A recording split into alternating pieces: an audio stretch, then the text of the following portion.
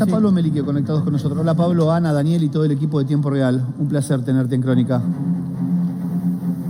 Bueno, siempre para mí también un placer. Daniel, Ana, ¿cómo están? ¿Cómo estás, Pablo? Tratando de entender algo que por ahora sigue siendo inentendible, ¿no? Una situación, un contexto, el entorno en donde se estaba criando, donde estaba creciendo Agostina, un entorno muy problemático, ¿no? Con denuncias por abuso contra su padre.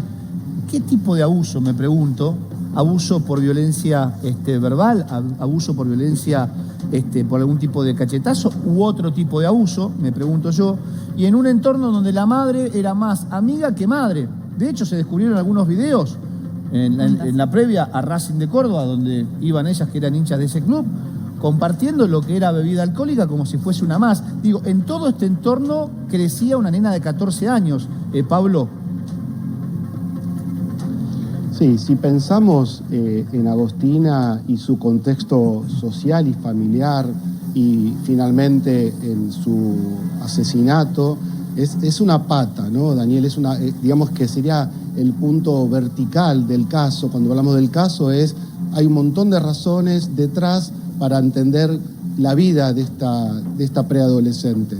Pero creo que hay que analizar más el aspecto horizontal. El aspecto horizontal es el machismo, una sociedad donde hay una facilitación de la crueldad, ¿no? La gente es muy cruel. ¿Por qué la terminan matando? Creo que es el punto a analizar, porque creo que el femicidio de Agostina no es solamente a Agostina, la familia, la escuela. Creo que es un golpe muy grande para la sociedad.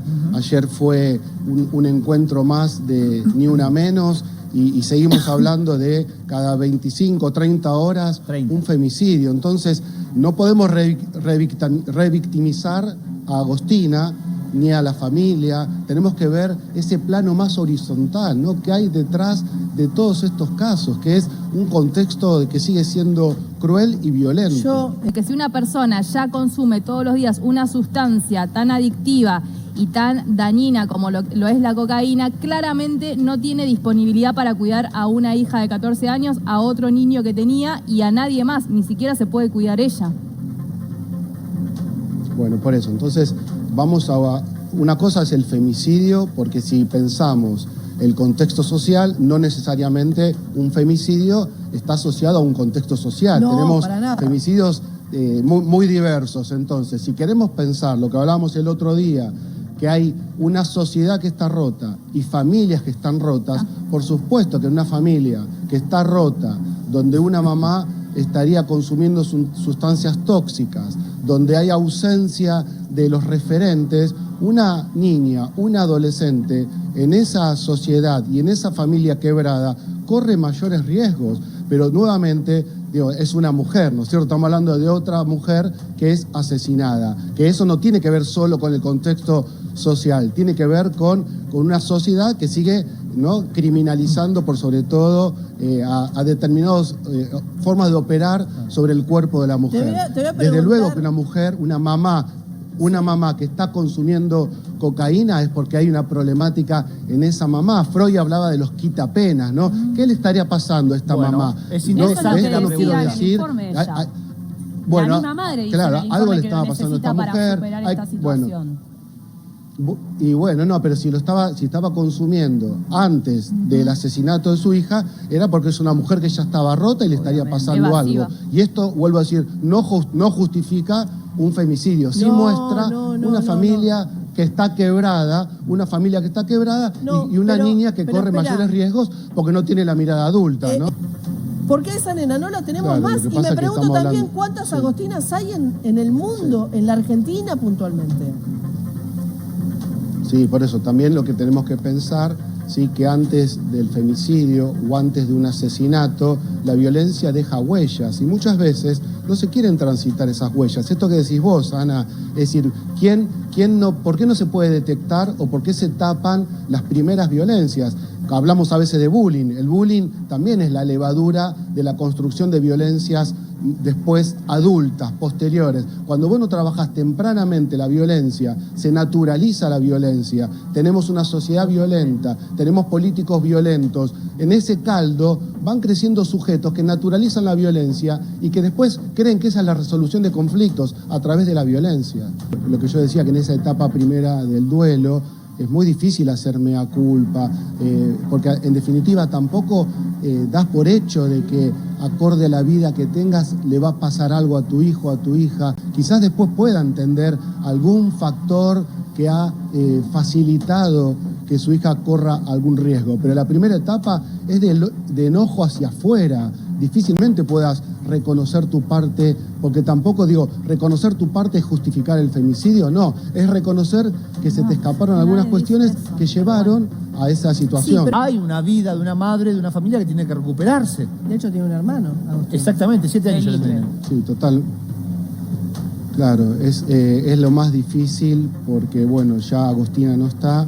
¿Qué va a pasar con sus seres queridos? Eso lo hablamos también cuando fue Loan, cuando fue Fernando Báez Sosa. Bueno, podría estar una hora hablando de personas que han sido asesinadas o desaparecidas, y la familia tiene que hacer algo que es muy difícil. La mamá, si es posible, si es que se recupera, va a tener que transformar el dolor en lucha, como hacen algunas madres, las madres del dolor, las madres de Plaza de Mayo. Hay personas que pueden convertir su dolor en lucha, su dolor en intentos de que no le pase a otras mujeres o a otras niñas o a otras personas la crueldad del ser humano. Entonces, ojalá esta mujer salga adelante, porque debe tener que encauzar su vida y ocuparse de sus cosas, llevando este dolor a cuesta, como le pasa a tantas familias, ¿no? que a diario tienen algún sufrimiento, algún dolor, y en este caso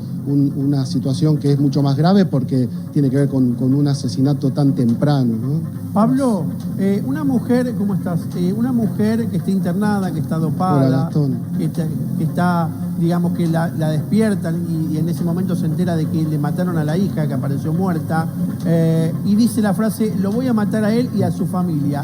¿Esto qué significa? ¿Es producto de la ira y de esto de la ley del talión, ojo por ojo, diente por diente, o tiene otro o sea, otra relación, como diciendo, yo lo voy a matar a él y a su familia porque su familia también participó en el crimen? La primera etapa de un duelo, cuando una persona se entera que un hijo, una hija, un familiar lo han asesinado o ha muerto, es una etapa, la primera del duelo es de no aceptación de la realidad, de enojo. Por eso muchas personas dicen cosas que después no hacen o se autolesionan porque no pueden aceptar esa realidad. Con el paso de los días y con asistencia psicológica y psiquiátrica, quizás esta mujer calme un poco ese enojo y empiece a ver qué hace con la justicia, qué hace con el recuerdo de su hija. Después viene esa etapa más de aceptación de la realidad y del intento de que ese sufrimiento se vaya calmando un poco y no la arrase tanto, ¿no? Hay mamás, hay papás que no pueden porque no soportan vivir sin sus hijos. Yo he atendido, por ejemplo, un papá que se le murió la hija en Cromañón y bueno, con el paso del tiempo pudo trascender el dolor y seguir viviendo, luchando, ¿no?, por el reconocimiento de su hija. Tenemos un montón de historias, pero el ser humano tiene esa capacidad de recuperarse en pos de buscar algún otro sentido a la vida, ¿no? Porque si te matan un hijo, una hija, es muy difícil, pero si encauzás ese dolor, podés hacer algo con ese dolor y trascenderlo, claro. Le dejamos una última consulta a Pablo. Gracias por hacernos el aguante, como siempre, Pablo. Sé que sabemos que tenés una agenda completa y cargada y que corres con el reloj, pero dejamos una pregunta. ¿Sabía Baderrelier la criminalidad de sus actos? ¿Era responsable un tipo que consume 48 horas cocaína? Si la persona está en ese momento, ¿no?, bajo efecto de cocaína, puede perder el juicio, puede perder la capacidad de saber lo que está haciendo.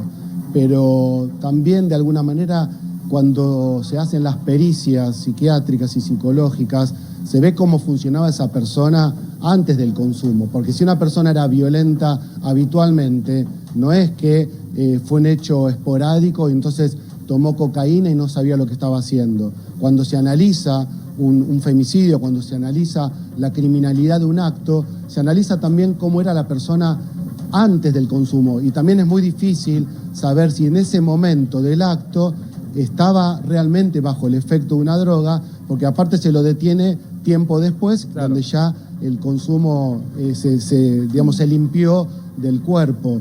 Entonces creo que hay que analizar más que el consumo de sustancias, cómo venía haciendo este hombre en su vida, ¿no? Por eso también es importante el testimonio de otras víctimas, como es en este caso, de gente cercana, como para hacer un perfil psicológico más amplio que el de un consumidor, ¿no es cierto? Pablo, te agradecemos mucho por este contacto con nosotros. Siempre es un placer poder hablar con vos. Gracias. Abrazo enorme.